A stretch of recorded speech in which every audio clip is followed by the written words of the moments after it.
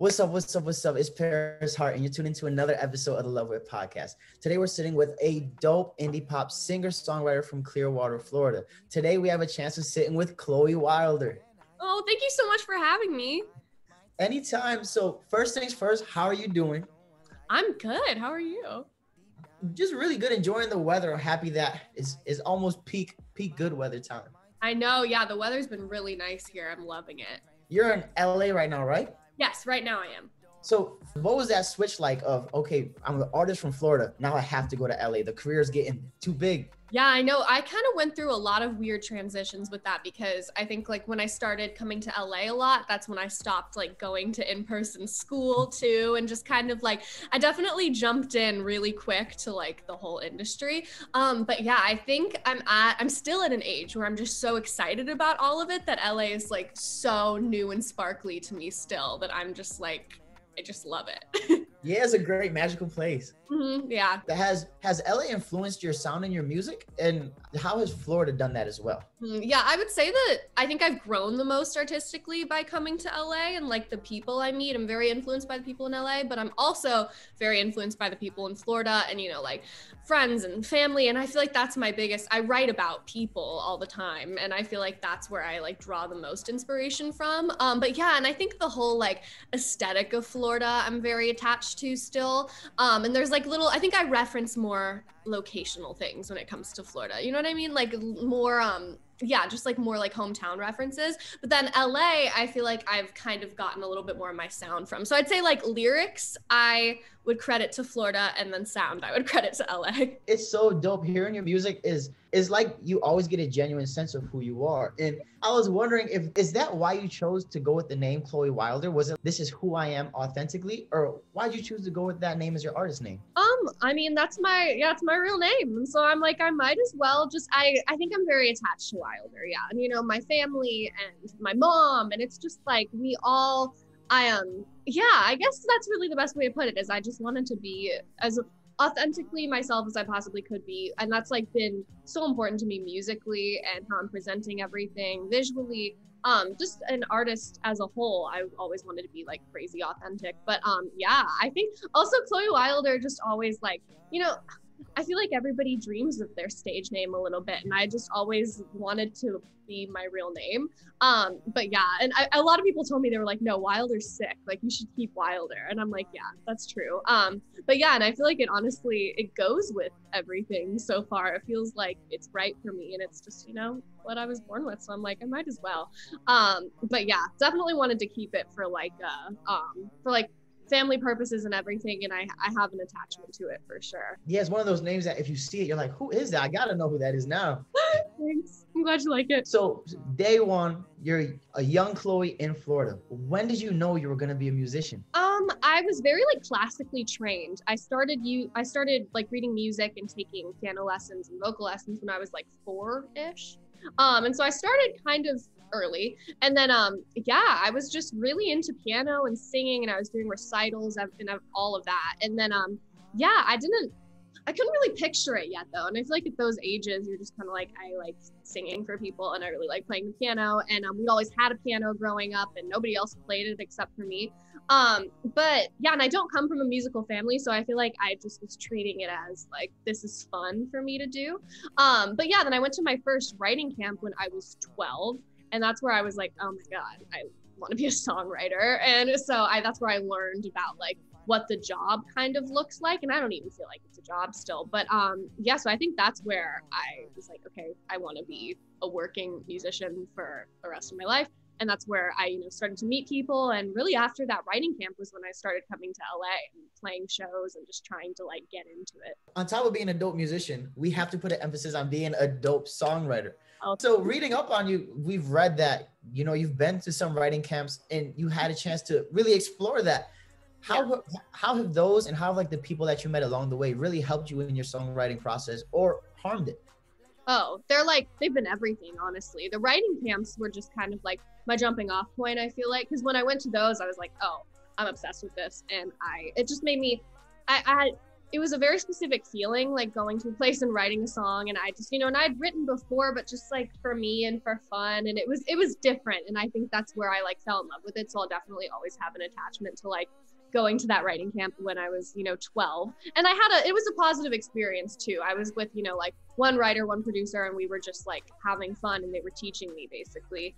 But yeah, so I feel like along the way, I haven't written with a ton of people or really worked with a ton of people. And that's why I feel like my sound has stayed really consistent, because I think from kind of an early age, it was me, and now now it really is me. And yeah, so that's been cool. And you have to go through a lot of stages when you're songwriting and you're finding yourself. And I mean, that's like, I think I was just working towards finding a style of songwriting, and I think I have it now. And there's a certain way that I like to word things, to the point where I can just, can sit down and talk about something that's affecting me, and I'm like, oh, this sounds like this is me, and I think that that's what I was trying to get rid of this whole time, is like get rid of the filter that it was going through, and now it's just like raw and real and open. But yeah, honestly, everybody's been really nice about it too, because obviously I was really young, and I still am really young to be, in these situations and in these rooms. So everybody's been really cool. I'm lucky that I haven't been in spaces like that weren't fun. But yeah, I just love writing like from the second I started. And I think, yeah, and I'm lucky that I got to go to like camps and everything and kind of learn about the structure of it all. I think it was a really like healthy way to get into it. Yeah, that's dope. And you touched on really finding yourself. And for everyone that doesn't know what it's like to be an artist, songwriting is such a vulnerable process. It's a part of explaining yourself that's hard to explain. So were you always comfortable with doing that? Or when was the moment that you're like, you know what? I don't care. I'm going to let everyone know what I'm thinking unapologetically. Yeah, I mean, there were definitely, I think I was really trying to work towards that when I first started writing, but I was very obsessed with like having a very specific brand and a very specific like musical aesthetic that I was just really obsessed with that. And I've been writing, sad songs this whole time, but now I'm doing it in a way that feels right to me.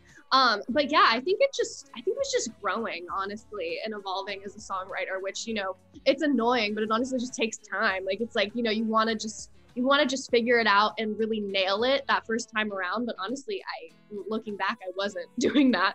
But yeah, so I think when I was like 14, I think that's when it clicked for me. I was, starting to work with like a few more people, and that's when I met Sam Nicolosi, who I've been writing really everything with. He produces everything. It's just me and him these days.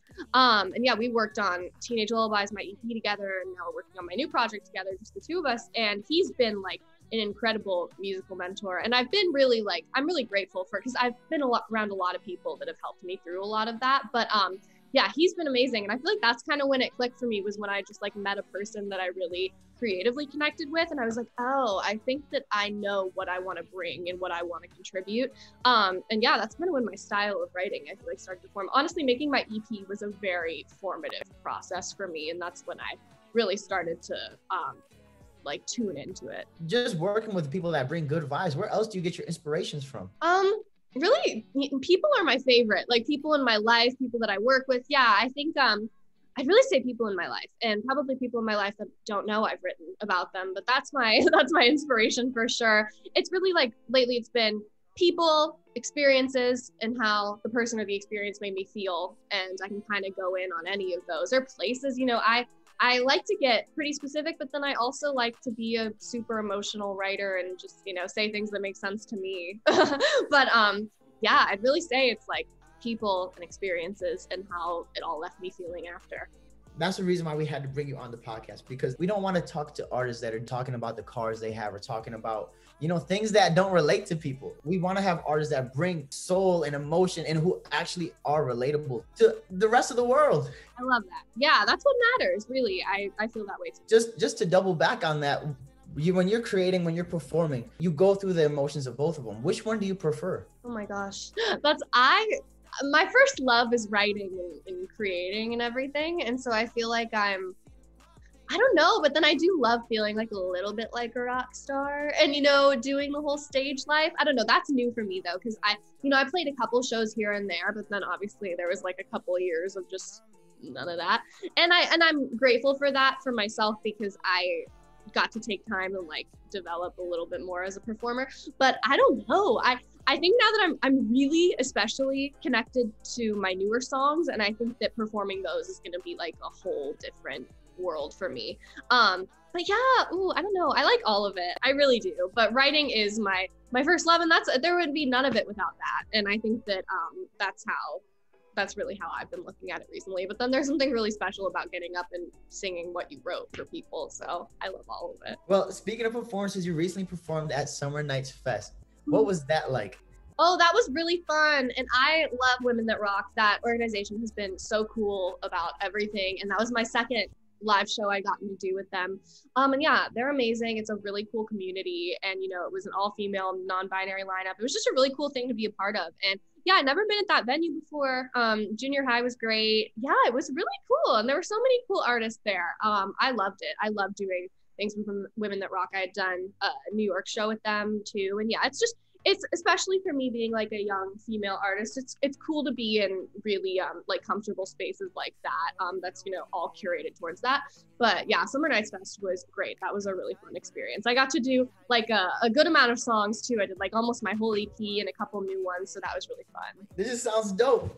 What's the hardest part about being a musician? Because we talked about all the great things, the fun songwritings, the fun performances, but there's got to be like little, I just can't stand to do this. Is there anything that you could think of? There's nothing I can't stand to do, but I think there's things that I don't handle very well. Like I can't take a lot of the pressure of it, because I feel like as an artist, there's a lot of pressure to perfectly put yourself out there in this very authentic way, but in a way that's still appealing to look at and that's still connected. I don't know. It's just like there's a lot of pressure on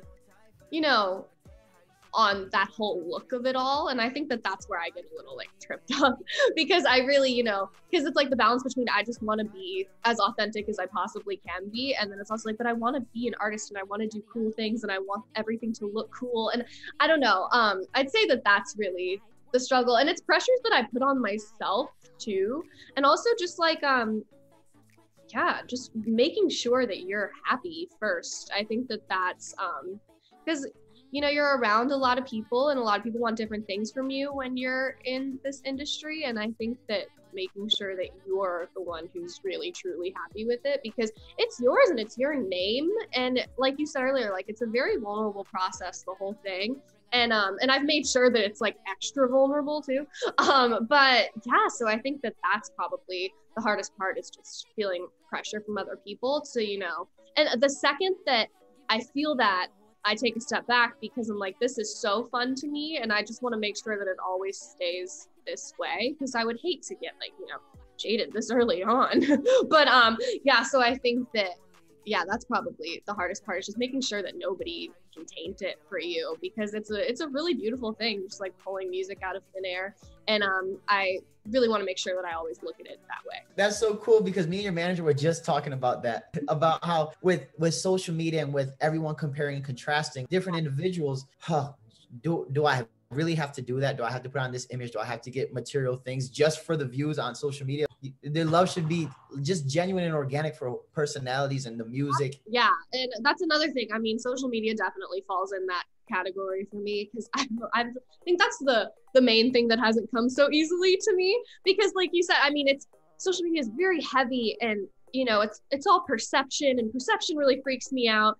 And I think like that's just being so aware of yourself through pictures. It's like, it's awkward, but I think that that's something I've also tried to find a balance between too. Because, when you think about it, it's like it all goes hand in hand. And so it all has value. But yeah, I think that social media brings a lot of pressure to artists too. But yeah, so that's another one. So when you're taking a break from social media, from creating music, what does Cloe Wilder do in her free time? I just got my license. So I've been driving, like just turned 16 and got my license. So that has been really fun. Yeah, I've been loving that. Honestly, been hanging out with my friends and driving around a ton back in Florida. Not really in LA because it's a little wild over here on the streets, but yeah, so that's been fun. But yeah, honestly, when I'm like out here and I'm not writing or filming or recording or whatever. My family and I hang out with them a lot. My sister's out here, love her, you know, but yeah, I'd really say I've just been driving around mostly with my friends. That has been fun. I've been going to the beach a lot. Been doing kind of like classic teenage things that I feel like I hadn't been doing a lot of. So that's been fun. I'm kind of trying to catch up a little bit. So that's been cool. I didn't even realize you were that young. I thought you were like 19, 20, but 16 years old, accomplishing everything you accomplished. We got to give a round of applause for that. Thank you. Thank you. That's really sweet. I know I sometimes don't even mention it sometimes because I'm like, does it matter? But the car thing has been really fun. That's dope. And that independence, I gotta get out of the house. No, it feels so, yeah, it's very freeing. And it's weird because I'm like, I didn't even realize I needed to feel this way. But yeah, just being able to like go and drive and pick up your friends, it's really fun. I love it. You actually just dropped and just released One Step Closer on June 22nd. What was it like creating that? Ooh, I loved making One Step Closer. That was me and Sam. Yeah, that one was fun. That was a quick process, I feel like. We started One Step Closer, I think it was in September of last year. Yeah, we wrote it in September. And it was funny because we wrote it, I think like the same week we wrote my previous single, We're Not Special. But yeah, One Step Closer is, you know, it's a little angry little summer song. And I think that was funny too. I don't know. There was like some subconscious anger going on there when we wrote One Step Closer. But yeah, that one was a really fun one to make because I like songs, and this happened with We're Not Special too, and a lot of my other songs where you like get the one line when you're just like messing around, then you're like, oh, this is the whole song. But yeah, so that happened with One Step Closer, and it was a quick one, and it was fun. And I really liked recording that because, you know, it has a little bit of an edgier sound vocally, like lots of, you know, doubles and everything, and the electric guitar is really cool and edgy. But I think we used this actually, my jazz master. But yeah, so that's fun. And but yeah, then we filmed the video in, I think it was January of this year, and Jesse DeFlorio directed it, and he's really fun to work with, and I've been working with him for a while now. But yeah, the video was very inspired by like Edward Scissorhands, and you know, like in terms of the color palette and everything, definitely took away a little bit from that movie. And I'd never done like a film reference before really, so that was cool. The whole thing was shot on film, which I love doing too. But yeah, it ended up being a really cool project, and it kind of, you know, ended up being more about like wanting to leave a situation or a person or a place. And so the whole thing is basically like, you know, trying to get away from a person. And I think that like it's like the suburban life that we referenced in that, which is just like can feel very like trapped, like draining to some people, at least to me. Like, I mean, I love, you know, it's fine. But I think that that's what I was referencing there is like, you know, just feeling a little bit drained by people around you and your surroundings and being one step closer to getting out of it every day. And yeah, so that's kind of how I wanted the video to feel, just like dull and but pretty. Yeah, and all your music videos have a dope, unique aesthetic that goes behind them. Is that something that you're like, okay, this is what I want from this video? Yeah, I am creative director constantly, which I love doing. I love doing that, and I always want to do that. But yeah, I always go in with a color palette and a storyline, usually, if that's like the way the video is going. And I always have a little bit of a theme for it. I feel like an emotional theme that I'm always trying to get away from it. Yeah. So not only are you singing and songwriting, but creative directing. What?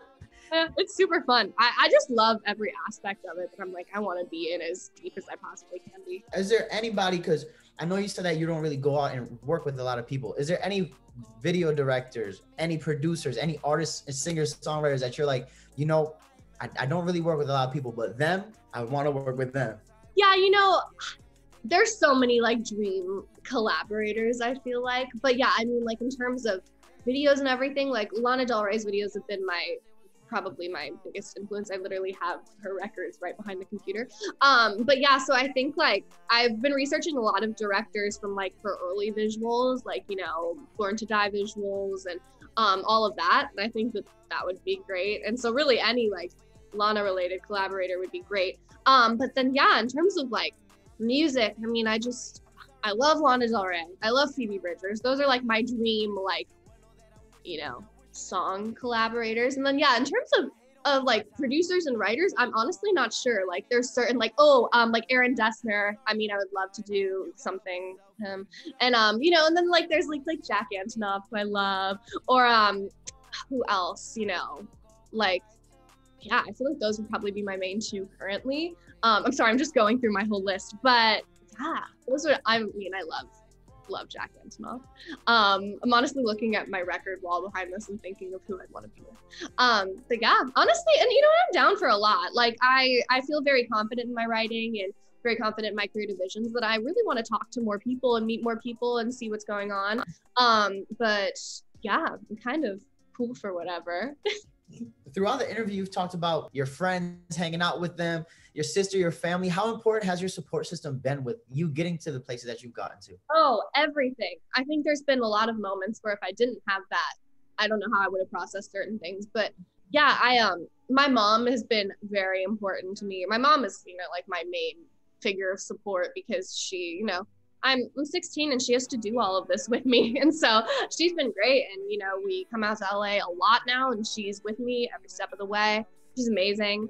Yeah, my family being supportive of it is very important. And I think it was, it's easy to tell when people aren't supportive. And so then I think that you really value the ones that are. That's kind of how I felt with like certain family members and everything. And then, yeah, my friends are so cool about it. And that's exciting too, because when you play like your music for, like a bunch of teenagers, you're like, oh my God, I hope they like it. And, the fact that like they think it's cool makes me happy. But yeah, and I've had the same group of friends for a while now. And honestly, there's only a few that I'm like, really like, I love you guys. But yeah, so that's been cool. I mean, yeah, my friend Kylie is out here visiting me in LA right now, and that's really fun. We've never done that before. So everybody's really, really supportive and, always, coming to see me, and that makes me really happy. And yeah, literally it matters to me the most, like who can I, show my vulnerable music to and who's gonna like actually listen to it and appreciate it. And obviously everybody likes different things, but when you play your songs for certain people and you perform in front of certain people and you can tell that they actually like value what you're doing, and I think that that's really important in family and friends and people you meet. But yeah, everybody's been really great and supportive, and I'm really lucky to have all of that. That's so dope that, throughout everything that you're doing, that you have that support system to be like, you know what? Like, yeah, those are my friends. Mm-hmm. Yeah, it's great. I'm very happy to have people around that I do. We talked about what got you into music and where you're at now. Where does Cloe Wilder see herself in the next 5 years? Ooh, I really hope I will have been touring quite a bit by then. I'm very interested in touring. Then yeah, hopefully I put out the album too. I'm working on like another EP and everything, but I want my debut album to be like a very specific process, and I'm really looking forward to that. And I want it to be super long, so I think that would have been a cool thing to have done by then. But yeah, I'd really just say touring and hopefully in like a consistent cycle of putting out music. And I really think I just want to be all into it as much as I possibly can be. And I'll probably be living here. I definitely will be living in LA full time, and that'll be cool. But yeah, that's really how I see it. I want to be living in LA, and I want to be touring, and I want to be writing all the time, and I want to be putting out music all the time, and I just want to be like a full-on, full-time musician. That's the dream. Like, that's the dream, yeah. Speaking into fruition, and it's gonna happen. Yeah, cool. Well, I hope so. What's a message that you have to artists that are listening to this that are saying, oh my gosh, she's living the life, she's in LA doing what she loves to do, what can I do to get that? What advice would you give them? Ooh, I'm honestly not the best to give advice because I feel like I've done so many different random things, but yeah, I mean, I would say that the most important thing is loving what you're making and loving what you're doing and being comfortable with the people around you and trusting people. Because yeah, it all comes down to you as, and if you love what you're making and if you're happy with the way it's putting out there, I think that's really what matters. Because it took me a minute to get there, to be like completely comfortable and happy with everything going on around me, because it's messy too. This whole industry is very messy. And that's another thing, like being okay with, working with people and then not working with certain people. I think that that's also really healthy, and just like giving yourself the time to, develop and evolve as an artist. And, and I think like waiting to put things out there is totally okay, because, I don't think there's anything wrong with wanting to perfect your art before you give it to people, because that's a really vulnerable process. And so, yeah, I'd say just like make sure, and this is obviously like a really tough thing to tell people to do, because it took me like, a few years to do this, but yeah, just genuinely being happy, because music is so fun and it can be so fun all the time that just let it be that way. And, you know, and that's really what's mattered the most to me along this journey, is just making sure that music's always fun, because that's really what it's about. You know, it's so cool that we're doing this. So yeah, just remember that it's cool and that you're good at it. And that's how life should be. Once it starts getting too tough and too hairy, that's when you gotta, yeah. And yeah, there's nothing wrong with stepping back too, you know, like stepping back and looking what you've done so far and being like, hey, I want to take this in a different direction. I've been doing that lately too, you know, and I don't think there's anything wrong with that. It's all so healthy. And if you're like realizing things that you want to change, I think that's actually a sign of growth, and it's a good sign. You have to do it, especially in the music industry or any career that's stressful. You just have to take a second to be like, you know what? My mental health is more important than this right now. Absolutely. Putting that first, because that's when you're going to get your best work, when you're happy and healthy and when you feel good about it. And I've had to go through experiences where I was not happy and healthy to realize that is actually true. But yeah, it's so important. It's so important. So what should we expect from you for the rest of 2022? Oh yeah, well, I'm working on my next project right now, and I, you know, see myself putting out little pieces of that pretty soon. But yeah, I would say, you know, a few more singles throughout the year, and then my project probably early next year. You know, I'd love to say like this year, but you know, we'll see. But definitely singles, because I'm like itching to put things out there. But yeah, new songs too. Yeah, and those songs are gonna be dope. But where can our listeners find them at? Oh, you know, I'm Cloe Wilder on Spotify, all the streaming platforms, on all the social media platforms too. I'm everywhere. So yeah, go check me out. Hey, and everybody, if you want to follow someone who makes dope music, dope content, and is unapologetically themselves, you know who to follow. Oh, thank you. I love that. Hey, I'm Cloe Wilder, and you're listening to me on the Love of It podcast.